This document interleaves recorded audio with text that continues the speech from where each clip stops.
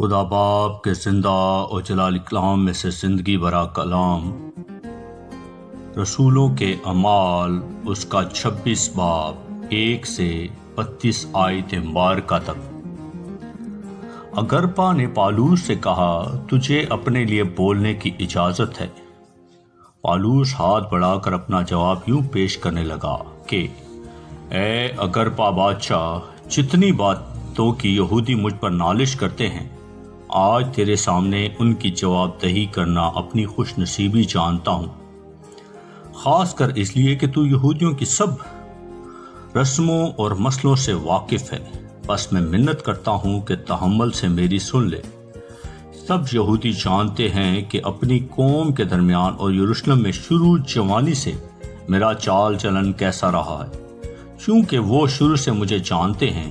اگر چاہیں تو گواہ ہو سکتے ہیں کہ میں فریسی ہو کر اپنے دین کے سب سے زیادہ پابند مذہب فرقے کی طرح زندگی گزارتا تھا، اور اب اس وعدے کی امید کے سبب سے مجھ پر مقدمہ ہو رہا ہے جو خدا نے ہمارے باپ دادا سے کیا تھا۔ اسی وعدے کے پورا ہونے کی امید پر ہمارے 12 کے 12 قبیلے دل و جان سے رات دن عبادت کیا کرتے ہیں۔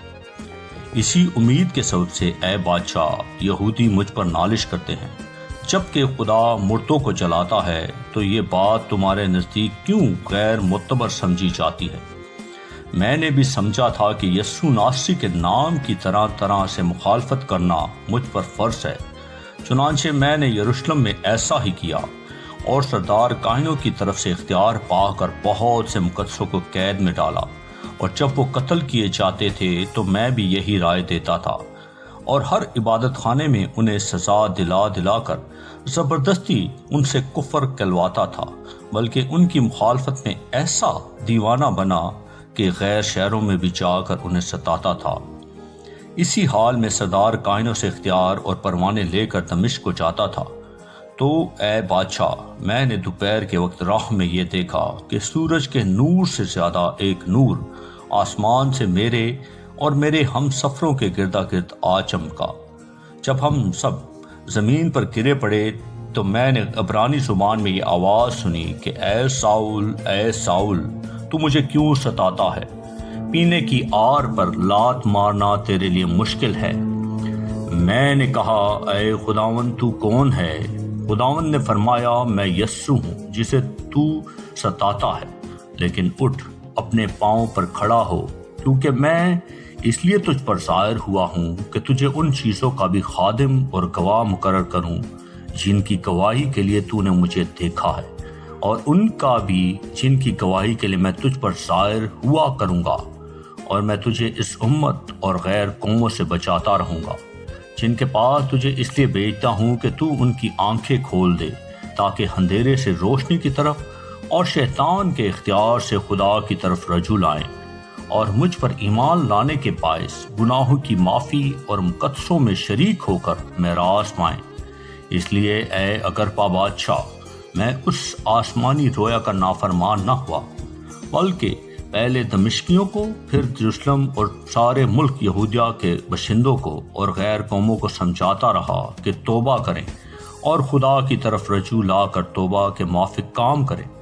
انہی باتوں کے سب سے یہودیوں نے مجھے ہیکل میں پکڑ کر مار ڈالنے کی کوشش کی، لیکن خدا کی مدد سے میں آج تک قائم ہوں اور چھوٹے بڑے کے سامنے گواہی دیتا ہوں، اور ان باتوں کے سوا کچھ نہیں کہتا جن کی پیشن گوئی نبیوں اور موسیٰ نے بھی کی ہے، کہ مسیح دکھ اٹھانا ضرور ہے، اور سب سے پہلے وہی مردوں میں سے زندہ ہو کر اس امت کو اور غیر قوموں کو بھی نور کا اشتہار دے گا۔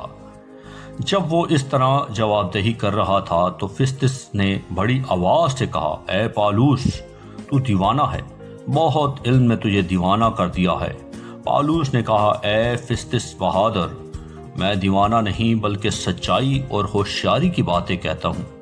چنانچہ بادشاہ جس سے میں دلیرانہ کلام کرتا ہوں یہ باتیں جانتا ہے، اور مجھے یقین ہے کہ ان باتوں میں سے کوئی اس سے چھپی نہیں، کیونکہ یہ ماجرا کہیں کونے میں نہیں ہوا۔ اے اگرپا بادشاہ، کیا تو نبیوں کا یقین کرتا ہے؟ میں جانتا ہوں کہ تو یقین کرتا ہے۔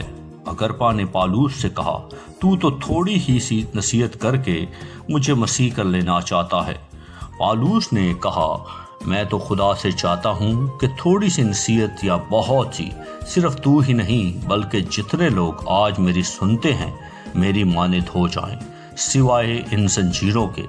تب بادشاہ اور حاکم اور بنکے اور ان کے ہم نشین اٹھ کھڑے ہوئے اور الگ جا کر ایک دوسرے سے باتیں کرنے اور کہنے لگے کہ یہ آدمی ایسا تو کچھ نہیں کرتا جو قتل یا قید کے لائق ہو۔ اگرپا نے فسطس سے کہا کہ اگر یہ آدمی کیسر کے ہاں اپیل نہ کرتا تو جھوٹ سکتا تھا۔ آمین۔ پاکلام کے پڑھے اور سنے جانے پر خدا ان کی برکت ہو، خدا ان کا شکر ہو۔ آمین۔